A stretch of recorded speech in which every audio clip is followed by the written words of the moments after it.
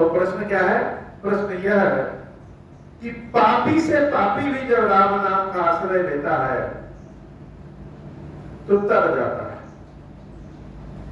दलित से दलित भी राम नाम का आश्रय लेता है तो उसकी दलितता समाप्त हो जाती है। और आप तो इतने ज्ञानी हैं, इतने गुणी है, शंकर जी की कृपा है, साक्षात राम जी की कृपा है, आशीर्वाद है, उसके बाद भी आप इस कौवा के शरीर में, तो है ना, यह कौवा का शरीर आपके पास क्यों? क्या राम नाम के प्रभाव से आपको और किसी उत्तम शरीर की प्राप्ति नहीं हो सकी?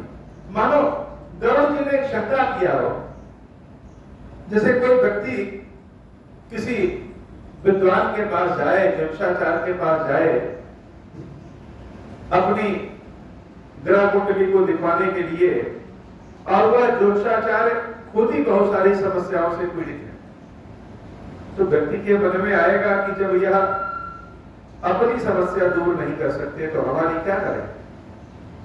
यही हाल काकभुसुंडी जी का है कि राम नाम की महिमा तो बहुत है, राम नाम की महिमा इन्होंने सुनाया भी बहुत, और स्वयं बताया भी है कि सबसे मनुष्य की योनि सबसे दुर्लभ योनि होती। तो जो राम नाम की इतनी महिमा सुना रहा है वह स्वयं कौवे के वेश में, ऐसा क्यों? हालांकि गरुड़ जी महाराज को कोई शंका नहीं, लेकिन मन में एक प्रश्न है।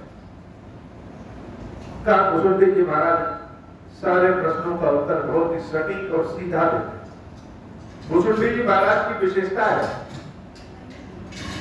कि किसी प्रश्न का उत्तर वह ऐसा देते हैं कि प्रश्न को पूछने वाला समझ सके। तो साधारण शब्दों में जैसे काकभुसुंडी जी ने समझा दिया कि हे गरुड़ जी, यही तन राम भगति में पाई, ताते मोहि ममता अधिकारी, जहिते कछु निज स्वार्थ होई, तहि पर ममता कर सब को। यह हम सब का स्वभाव होता है कि जिस किसी से भी हमारा फायदा होगा वो हमको अच्छा लगेगा। यह फायदा चाहे जैसा भी फायदा हो, हृदय का फायदा हो, बुद्धि विवेक धन संपत्ति का फायदा हो, या कोई हमको ऐसे ही बहुत अच्छा लगता है, उसकी प्रसन्नता में ही हमारी प्रसन्नता हो जाती है, यह फायदा। तो जिससे जिसको फायदा मिलता है वह चीज उसको बहुत अच्छी होती है। अगर किसी के पास उसकी अपनी कोई पुरानी कार है और बगल में मर्सिडीज कार खड़ी है, तो जो काम उसके आएगा, अर्थात उसकी अपनी पुरानी गाड़ी, तो उसको वही अच्छा लगेगा। जिससे जिसको फायदा मिले वही उसको अच्छा लगता है। उसी तरह से गरुड़ जी महाराज, इस शरीर से ही हमने राम भक्ति प्राप्त की, यही तन राम भक्ति में पाई, इसी कौवा के शरीर से हमने राम भक्ति प्राप्त की, इसलिए ताते मोहि ममता अधिकारी, इसलिए मुझे इस शरीर से ज्यादा प्रेम। पन्नगारि नसनीति श्रुति समंत सज्जन कहीं, अति नीच हुसन प्रीति करिय, जान निज परम हित। वेदों ने भी कहा है ऐसा, शास्त्रों पुराणों में भी कहा है ऐसा, कि नीच से नीच प्राणी से भी अगर अपना हित हो तो उससे प्रेम कर लेना चाहिए। जैसे पाट कीतते हुई तहिते पाटन बरचे, कृमि पालई सब कोई परम अपावन प्राण सम। भगवान की पूजा करते समय हम ध्यान देते हैं कि कोई ऐसी वस्तु ना हो जो झूठी हो, वह भगवान को चढ़ाए। लेकिन जो यह रेशम बनता है वह कीड़े के थूक से बनता है, कीड़े के मुख से एक पदार्थ निकलता है, उससे बनता है। तो अगर उस कीड़े से फायदा है तो लोग ऐसे कीड़े को भी अपने घर में पाल लेते हैं, और उससे जो वस्त्र बनता है उसको परम पावन परम पवित्र माना जाता है। तो कुल मिलाकर के जैसे दुनियादारी का सिद्धांत ही यही है, यही सिद्धांत आध्यात्म में भी है। हम इस संसार में रहेंगे तो संसार के नियमों के विरुद्ध नहीं चल सकते, संसार के स्वभाव के विरुद्ध नहीं चल सकते, और संसार का स्वभाव यही है कि जिससे जिसका फायदा हो वही उसके लिए उपयोगी है।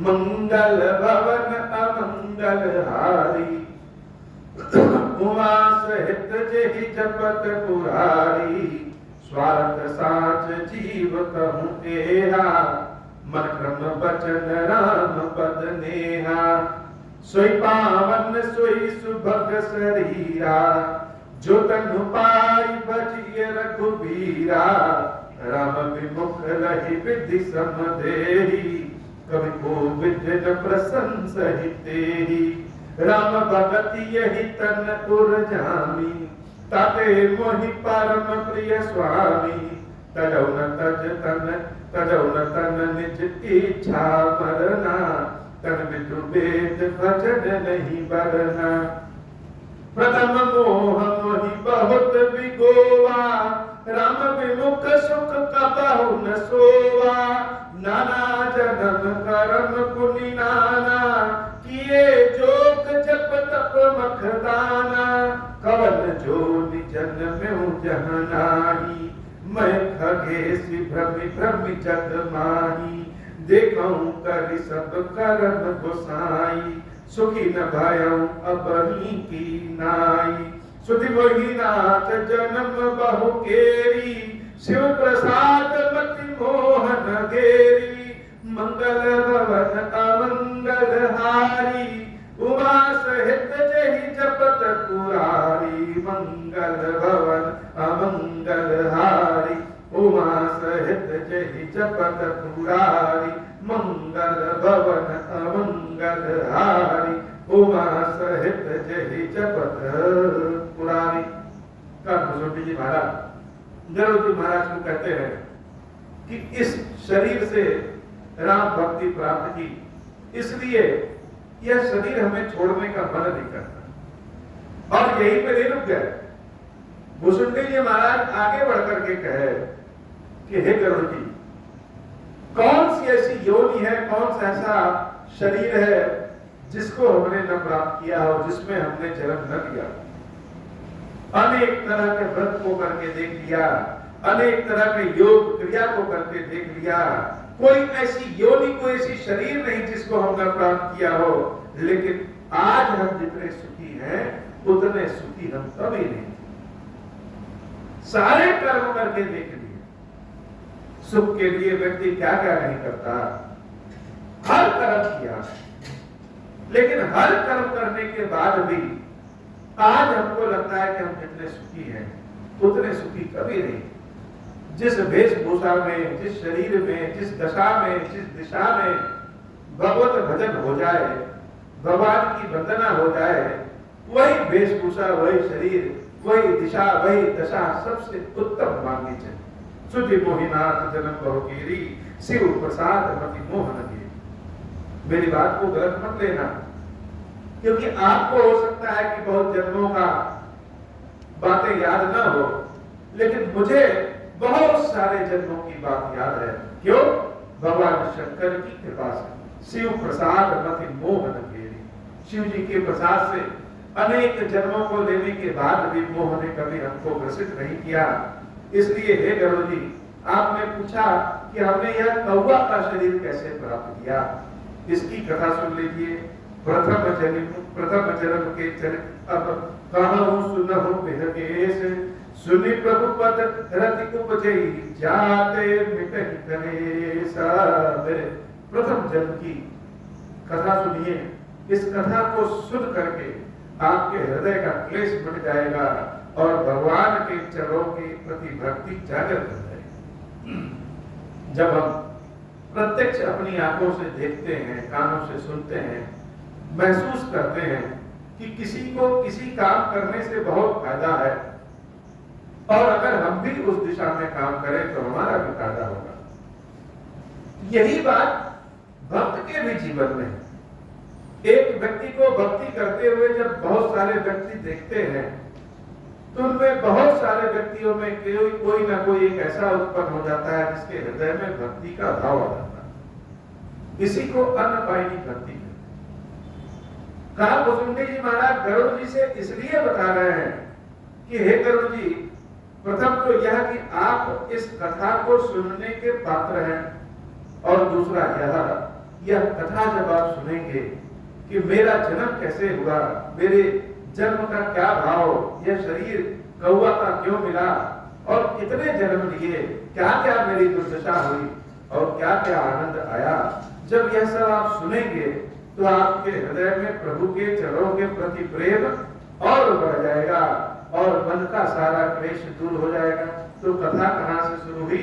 काकभुजुंडी जी महाराज की कथा कलयुग से शुरू हुई। काकभुजुंडी जी की कथा हम सब भक्तों के जैसे हृदय के पास है, क्योंकि अनेक देवताओं की, ऋषियों की कथा हम त्रेता युग, सतयुग, द्वापर युग की सुनते हैं, लेकिन काकभुजुंडी जी की कथा कलयुग से ही शुरू होती है। पूरब कल्प एक प्रभु जुग कलयुग बलमूल। आज के पहले एक बार एक युग था जिसको कलयुग कहते हैं।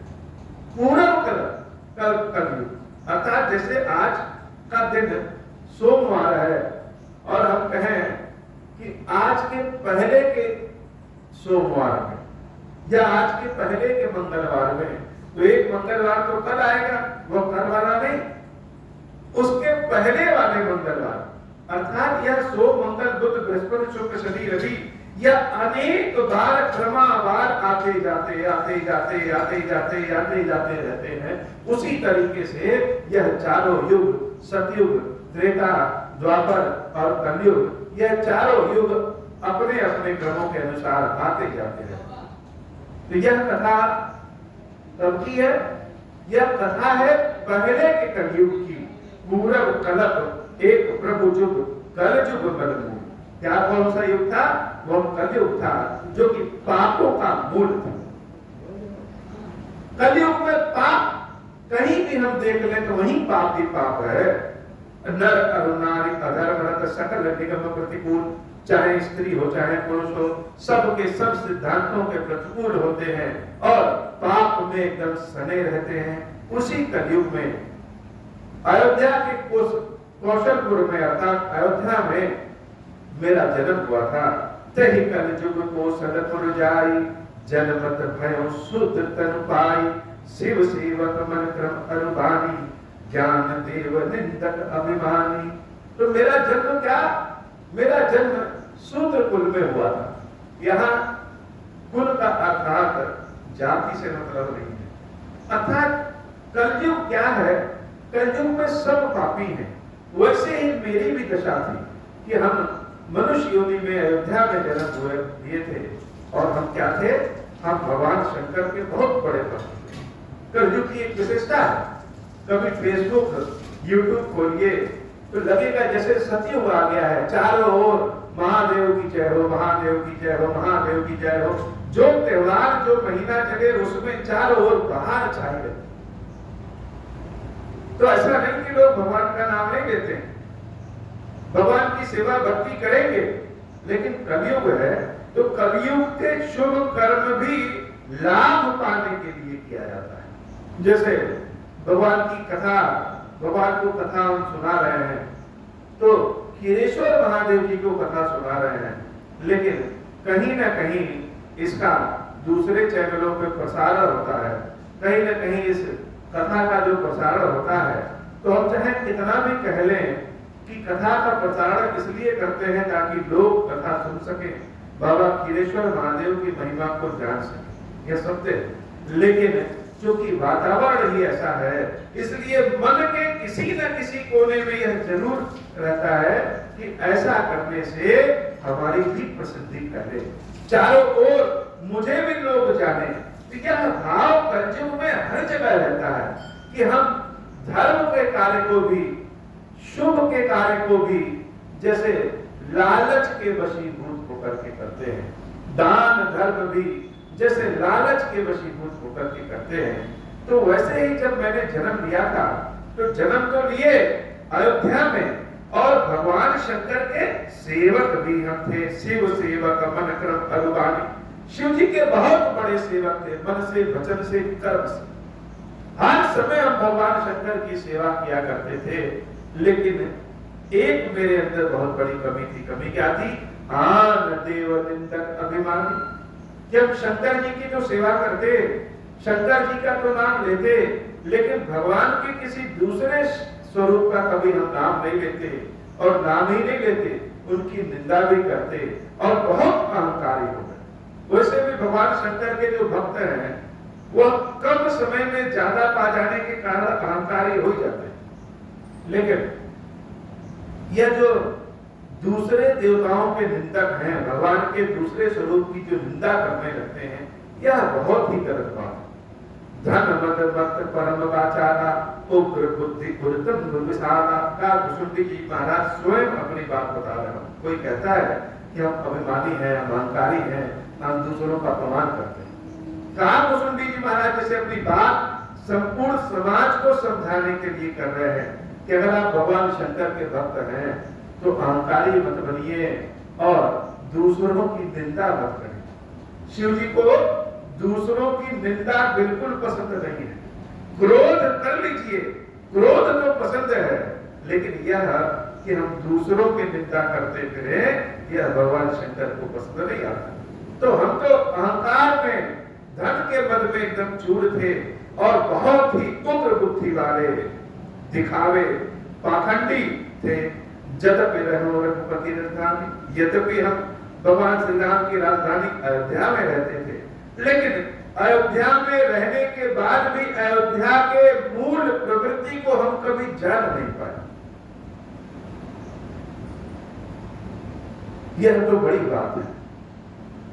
जैसे दीपक तले अंधेरा होता है, वैसे ही भगवान राम का नाम हम लेते रहे, दिन भर भगवान राम का जयकारा लगाते रहे, लेकिन राम है क्या वो समझ ना पाए। अयोध्या में जन्म लेने वाले भी अयोध्या के महत्व को नहीं जान पाते कि अयोध्या है क्या। उसी तरह से हम भी नहीं जान पाए। अवध के प्रभाव को जब बहुत बुद्धि ज्ञान हो जाए तब व्यक्ति जानता है। अब जाना मैं अवध प्रभावा, निगमागम पुराण कस गावा, कवन हूँ जन्म अवध बसो जोई, राम परायण सो परि होई, अवध प्रभाव जान तब प्राणी, जब उर बसहि राम धन पानी, सो कलिकाल कठिन उर्दारी, पाप परायण सब नर नारी। हे गरुड़ जी, जिस कलयुग में हम जन्म लिए थे वह कलयुग बहुत ही कठिन था। जैसे जो लोग बहुत ही स्वच्छ वातावरण में रह गए हों, पहले ठंडी हवा, साफ सुथरी हवा में रहते हो, आज के 100-150 साल, 500 साल, 1000 वर्ष पहले के लोग आज की चीजों को देखेंगे तो कहेंगे कितना प्रदूषण है। व्यक्ति के व्यवहार में भी प्रदूषण है, मन मस्तिष्क में भी प्रदूषण है, प्रकृति में भी प्रदूषण है। हर जगह जैसे चारों ओर प्रदूषण ही प्रदूषण। वैसे ही जो कलयुग है वह कलयुग चारों ओर से पाप के प्रदूषण से घिरा रहता है। हे गरुड़ जी, आज की तरह की स्थिति नहीं है। कलयुग की स्थिति बड़ी ही विकृत हो जाती है। कलिमल ग्रसे धर्म सब लुप्त भय सदग्रंथ। कलयुग में सभी सदग्रंथ लुप्त हो जाते हैं। दम बिन निज गति कल्प कर प्रकट किए बहुबंद, और अहंकारी लोग अपनी अपनी बुद्धि से अनेक तरह के मत को, पंथ को प्रकट कर देते। जो लिखा था, जो कहा था कुसुंडी जी महाराज ने कलयुग के बारे में, वैसा ही आज विद्वानों को भी हम लड़ते देखते हैं कि राम यहाँ जन्म लिए थे तो कृष्ण यहाँ जन्म लिए थे, राजा सत्य है कि नहीं सत्य है, सारे लोग लड़ते हैं। और यह कहते हुए बड़ा कहना नहीं चाहिए, लेकिन कहना पड़ता है, सत्य सत्य है कि कलयुग में जो हमारे सदग्रंथ हैं, जो हमारे वेद पुराण हैं, जिनके बल पे हम सनातनी लोग कहते हैं कि हमारे पुराणों में लिखा है, तो शायद कहने वालों में से 5% लोग भी पुराण और वेद नहीं पढ़े। अगर वेद पुराणों को पढ़ करके आगे बढ़ाया जाए तो उनकी चीजों को आज के परिवेश में हम शायद समझ न सकें, सुन न सकें। तो करना क्या है? करना यह रहता है कि जितने भी विद्वान लोग हैं, भगवान ने जिसको विद्वता दी है, जितने भी उच्च लोग हैं जो भक्ति भाव में लगे हैं, उन सबको इन सनातनी संस्कृत के पुस्तकों को जैसे छन्नी लगा करके छाना जाता है दूध और शरबत को, उसी तरह से इन पुस्तकों को छानना चाहिए। क्यों? क्योंकि स्मृतियां श्रुतियां जो है जब इनको लिखा गया, तो जब कालांतर में बाहर की शक्तियां आई तो उन्होंने सनातनी संस्कृत को इतना मजबूत पाया। कारण हमारी पुस्तकें, हमारे पुराण, हमारी स्मृतियां, उनको बिगाड़ने के लिए हम तरह तरह के लोगों ने उन पुराणों में अनेक तरह की गाथाओं को लिख दिया। हम लोग आज कोई अगर हम सबसे तर्क करने लगे हमारे पुराणों को लेकर के, तो शायद हम तर्क से भाग जाएं या क्रोध कर बैठे। क्यों? क्योंकि हमारे पास हमारे प्रश्नों का, सामने वाले के प्रश्नों का जवाब नहीं। और यह स्थिति केवल हिंदू धर्म की नहीं है, सारे धर्मों की। जो धर्म जितना पुराना होगा उसमें उतनी बाहर की मिश्रित चीजें आ जाएंगी। तो करना क्या चाहिए? करना यह चाहिए कि जो हमारे शंकराचार्य जी लोग हैं हिंदू धर्म के, जो हमारे हिंदू धर्म के और भी मठाधीश लोग हैं, इन सबको मिलकर के सारे 18 पुराणों को एक करके उसको फिर से क्रियान्वित करना चाहिए। आज के परिवेश के अनुसार लिखा होना चाहिए। हर चीज तो 500,000 वर्ष पहले लिखी गई। भगवान शंकर की सेवा पूजा करें, कैसे करें, यह पहले लिखी गई है। आज की स्थिति में क्या है? आज की स्थिति में तो नहीं जान पाएंगे। तो उसी तरीके से यह कहा कुसुंडी जी महाराज ने पहले ही बता दिया है कि सारे वेद पुराण लुप्त हो जाएंगे, सदग्रंथ लुप्त हो जाएंगे, और जो पाखंडी लोग हैं, जिनको थोड़ी बहुत ज्ञान बुद्धि होगी, ऐसे लोग भी अपने अपने मत के अनुसार नए नए शास्त्रों की रचना कर देंगे। भय लोभ सब मोह बस लोभ ग्रसे शुभ कर्म।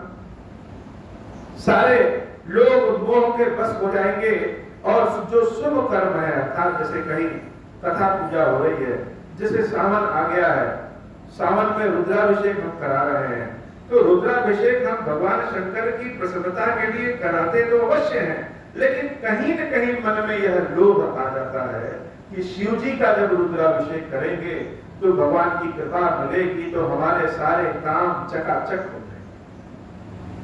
हम किसी को दान भी देते हैं तो यह देख करके दान देते हैं कि क्या देने से हमारा कौन सा ग्रह मजबूत होगा।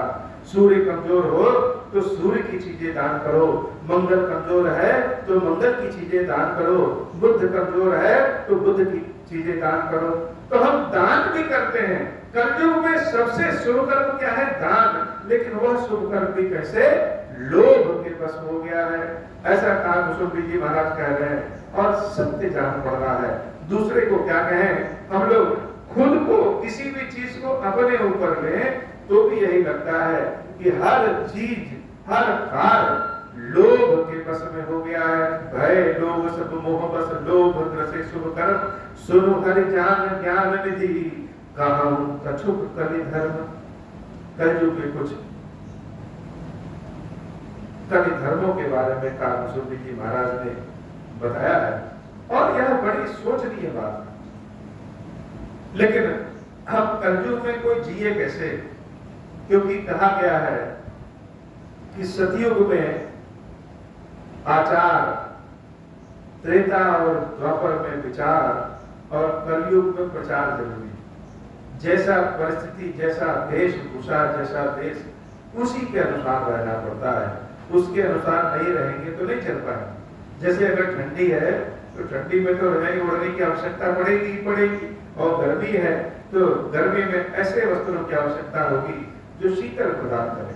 कोई कहे कि नहीं हम हर समय एक ही वस्त्र पहनेंगे तो संभव नहीं है, कुछ ना कुछ तो सहारा लेना ही पड़ता है। उसी तरीके से वरन धर्म नहीं आश्रमचारी, श्रुति विरोध रत सब नर नारी, दुज श्रुति बेचक भूप प्रजासन, को नहीं मान निगम अनुशासन, मारग सोई जा कहूं जो भावा, पंडित सोई जो गाल बाजावा, मिथ्यारंभ दंबरत जोई, ताकहु संत कहाई सब कोई, सोई ज्ञान जो बरदन हारी, सोई सयान जो बरदन हारी, जो कर दम्ब सो बड़ आचारी, जो कहा झूठ बस खरी जाना, कल जुग सोई गुणवंत बखाना। निराचार जो श्रुति पथ लागी, निराचार जो श्रुति पथ त्यागी, कल जुग सोई ज्ञानी सो विरागी। जाके लख अरु जटा विसाला, सोईता बस प्रसिद्ध कलिकाला। मंगल भवन अमंगल हारी, उमा सहित जहि जपत पुरारी। अशुभ वेश भूषण धरे, बच्छा भक्ष खाई। तेई जोगी तेई सिद्ध नर, पूजित कल जुग माही। जे अपकारी चार दिन, कर गौरव मान तेई। मन क्रम बचन लबार, तेई बकता कलिकाल महू। मंगल भवन अमंगल हारी, उमा सहित जहि जपत पुरारी। नारी विबस नर सकल गोसाई, नाचहि नट मरकट की नाई। शूद्र दुजिन उपदेश ही ज्ञान, मेलि जनेऊ लेहि पूताना। सब नर काम लोभ रत क्रोधी, देव विप्र स्तुति संत विरोधी। गुण मंदिर सुंदर पति त्यागी, भजहि नार पर पुरुष अभागी। सौभाग्य नहीं विभूषण हीना, विद्वन के सिंगार नवीना। गुर शिष्य पद अंधकाले का, एक न सुनई एक नहीं देखा। हरई शिष्य धन शोक न हरई, सो गुर घोर नरक महुरा। परई मात पिता बालक नहीं बुलावई, उदर भरे सोई धर्म सिखावहि। मंगल भवन अमंगल हारी, उमा सहित जहि जपत पुरारी। कौन सा मार्ग है? हर मार्ग मिथ्यारंभ ही होगा। झूठ का मार्ग ही कलयुग में सबसे श्रेष्ठ होगा, और उसी को ज्ञानी मानेंगे जो जितना लबार हो सके, जो जितना तेज बोल सके, जो जितना ताल बजा सके, बड़े बड़े अच्छे नाल भाषा में बोल सके, उसी को सबसे बड़ा ज्ञानी माना जाएगा। और जो किसी भी प्रकार से दूसरों का धन हड़प ले, दूसरों की चीजों को हड़प ले, उसी को भी ज्ञानी मानेंगे। चारों ओर दूसरों की निंदा भरी होगी, और जिसके नाखून बहुत बड़े होंगे, जिसके बाल बहुत विशाल होगा, तो बाल बहुत बड़े होंगे, लोग उसी को कहेंगे यह तो बहुत बड़ा तपस्वी। सतयुग में, कलयुग में यह बात सत्य है कि जब तक दिखावा न करिए, उस तरह का परिधान न हो, यह किसी दूसरे पे नहीं, यह सब पे लागू होता है, हर व्यक्ति पे लागू होता है कि जब तक दिखावा न हो तब तक मन ही नहीं मानता। और सारे गुरु लोग क्या करेंगे? जो गुरु की इतनी परंपरा है, वह गुरु नाना भांति उपाय बनाएंगे कि किस प्रकार से अपने शिष्य से हम धन ले सके। धन तो ले लेंगे, लेकिन शिष्यों के दुख दूर नहीं कर पाएंगे। और माता पिता भी अपने बच्चों को बस यही शिक्षा देंगे कि किस प्रकार से पढ़ो लिखोगे तो नौकरी प्राप्त करोगे, तब जाकर के पेट भर पाओगे। तो यह व्यक्ति का दोष जो है वह अलग है, यह समय का दोष है। जैसे आंधी आए और कोई चाहे कि हमारे घर में धूल न घुसे, तो घुसना ही घुसना है, कहीं कम कहीं ज्यादा। वैसे ही यह समय का दोष है, यह कलयुग का दोष है कि हम लोग भगवान शंकर के बगल में बैठ करके भी मन में लोभ की कामना रखते हैं, मन में यह सोचते विचारते रहते हैं कि कहां से क्या करें कि प्रसिद्धि प्राप्त हो, सुख संपत्ति प्राप्त। तो इससे उपाय क्या है? कलयुग में यह दोष है, तो कलयुग में कुछ बहुत बड़ा आनंद भी, कलयुग में अगर दोष है तो कलयुग में कुछ बहुत बड़ी अच्छाई भी है। वह अच्छाई क्या है? ब्रह्म ज्ञान बिन नारी नर कहीं न दूसरी बात, कौड़ी लागी लोग बस करही विप्र गुरुघात। बाधहि शूद्र मुझिल सन हम तुम ते कछुघाटी, जाने ब्रह्म सु विप्र बर आखि दिखावहि डाटी। मंगल भवन अमंगल हारी, उमा सहित जहि जपत पुरारी। मंगल भवन अमंगल हारी, उमा सहित जहि जपत पुरारी। कलयुग के दोष तो बहुत सारे हैं, लेकिन कलयुग में सबसे बड़ा जो एक सुख है कि यहाँ भगवान के नाम ही सबसे बड़ा है। भगवान का नाम अगर हम लेते हैं केवल राम राम राम राम राम राम करते रहे तो राम राम करने से ही वह पुण्य प्राप्त हो जाएगा, तो जो सतयुग में तपस्या करने से भी नहीं प्राप्त होगा। दूसरा एक और बड़ा कलयुग की अच्छाई है कि अगर हम किसी के बारे में बुरा सोच रहे हैं तो बुरा सोचने का पाप नहीं है। अर्थात हम सोच रहे हैं किसी के बारे में बुरा लेकिन हम कुछ कर नहीं रहे, वह सोचने का पाप नहीं है। लेकिन अगर हम किसी के बारे में अच्छा सोच रहे हैं तो सोचने का पुण्य है। यह दो अच्छाई कलयुग में बहुत। एक, कोई भी जप तप नियम हवन यज्ञ आदि जो हम करते हैं वह तो करते हैं अलग है, लेकिन केवल और केवल अगर भगवान का नाम ले लें तो भगवान का नाम लेने से भी भगवत की प्राप्ति हो जाती है, पहला। और दूसरा, मन में बुरा सोचने का पाप नहीं है लेकिन मन में अच्छा सोचने का पुण्य अवश्य है। मंगल भवन अमंगल हारी उमा सहित जहि जपत पुरारी। मंगल भवन अमंगल हारी उमा सहित जहि जपत पुरारी। कल जुग सब जुग आन नहीं जो नर कर विश्वास। गाई राम गुण गण विमल भवतर बिनहि प्रयास। मंगल भवन अमंगल हारी उमा सहित जहि जपत पुरारी। सोई भवतर कछु संशय नाहि नाम प्रताप प्रगट कलि माहि। कलि कर एक पुनीत प्रताप मानस पुण्य होहि नहीं पापा। कल जुग जुग न जंग न ज्ञाना एक आधार नाम गुण गाना। सब भरोस सति जो भज राम ही प्रेम समेत गाव गुण ग्राम। मंगल भवन अमंगल हारी उमा सहित जहि जपत पुरारी। भगवत प्राप्ति के लिए किसी को बहुत बड़ा ज्ञानी होने की आवश्यकता नहीं। ऐसा नहीं है कि कोई 10,000 वर्ष की तपस्या करे तो तभी भगवान की प्राप्ति होगी। कलयुग में यह काम बड़ा आसान है। कलयुग में भगवान के नाम का प्रभाव उभर करके आ जाता है और जो व्यक्ति केवल भगवान के नाम का ही सहारा ले ले, ऐसा भजे जैसे तुम्हारे अलावा हमारा कोई नहीं है। सब भरोसे तज जो भज राम है। सब कुछ छोड़ करके, हर जगह के विश्वास भरोसे को छोड़ करके जो राम जी को भज लेता है, हे गरुड़ जी महाराज, उसका उद्धार केवल भगवान के नाम से ही हो जाता है। इसलिए कहते हैं कि कलयुग के समान दूसरा कोई युग भी नहीं है। गाई राम गुण गण विमल भवतर बिनहि प्रयास। बिना प्रयास के हम इस भव सागर से पार हो सकते हैं। प्रगट चारि पद धर्म के कलि महु एक प्रधान। जेन केन विधि दीने दान करहि कल्याण। धर्म के जो है वो 4 चरण होते हैं। 4 चरणों में धर्म खड़ा होता है। सत्य, दया, तपस्या और दान। कलयुग में सत्य तो रहेगा नहीं, दया किसी के अंदर होगी नहीं और तपस्या कर नहीं सकते, तो क्या है? चौथा चरण है दान। जिस भी किसी विधि से, लालच के वश में या बिना लालच के किसी भी विधि से अगर हम दान कर रहे हैं, यह दान ही हमारे हृदय के क्लेशों को दूर करने वाला है। जेन केन विधि दीने दान करई कल्याण। मंगल भवन अमंगल हारी उमा सहित जहि जपत पुरारी। नित जुग धर्म हो ही सब केरे हृदय राम माया के प्रेरे।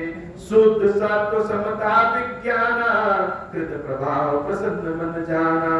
सत्व बहुत रज कछुरति कर्मा सब विधि सुख त्रेता कर धर्मा। बहुरज स्वल्प सत्व कछु तामस द्वापर धर्म हर्ष भय मानस। तामस बहुत रजो गुण छोड़ा कलि प्रभाव विरोध चहुरा।